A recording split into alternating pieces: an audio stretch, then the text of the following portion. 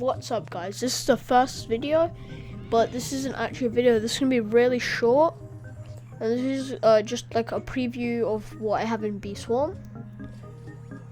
I don't know why I have that. I'm gonna change that. I have it got them like that. So these are my bees. I have 2 gifteds, pretty good. These are my quests.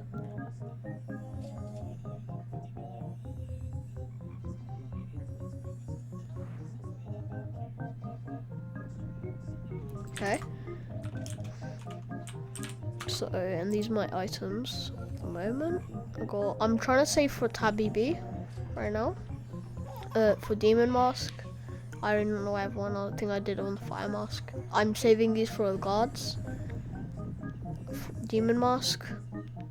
Everything else is just, oh wait, forgot. Oh, I don't have my, let's see if I can get lucky. No. Okay. So, yeah.